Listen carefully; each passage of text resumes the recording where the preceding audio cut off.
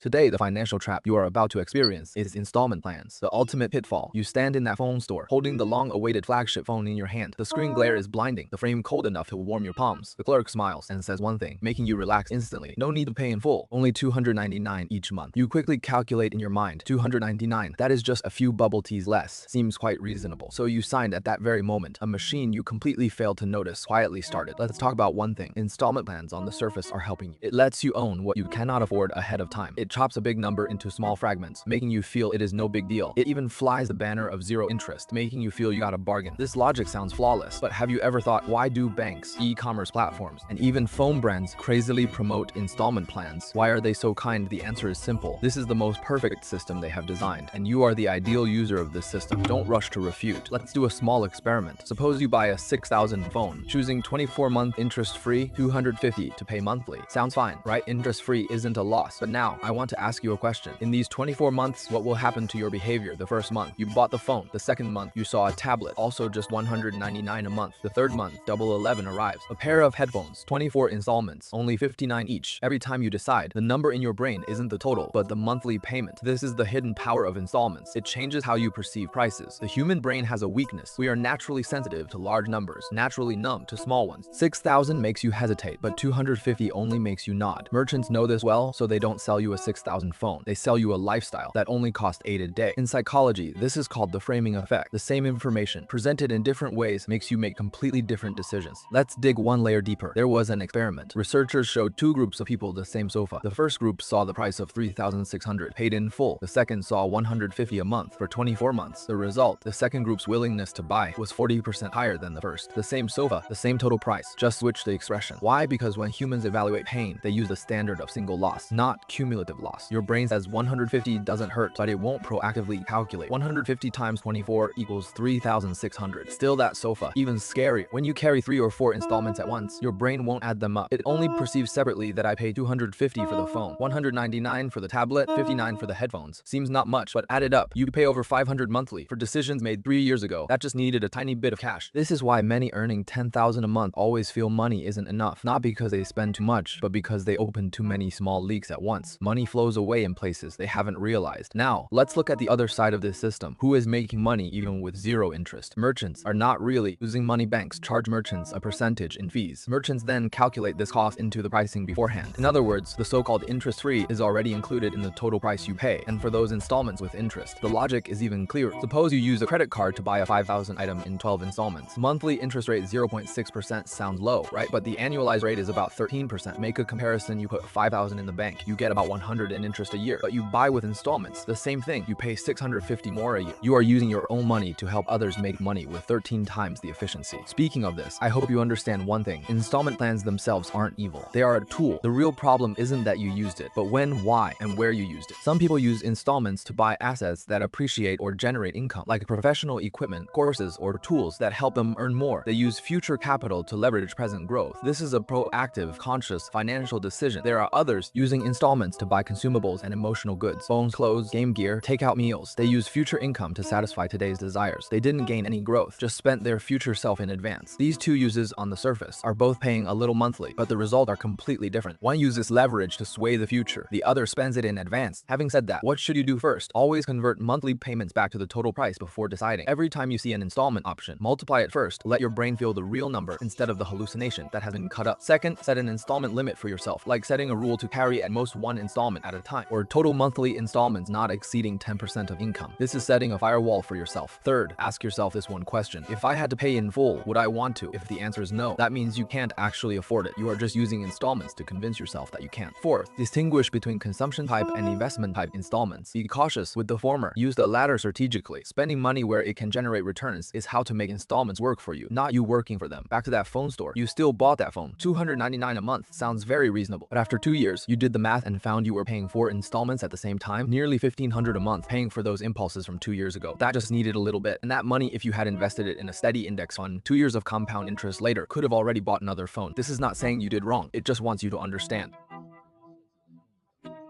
Installments are a tool, but designed to use you unless you think it through, and use it to serve yourself instead. True financial freedom never begins with owning more things. It starts the moment you see through a numeric trick and make a different choice.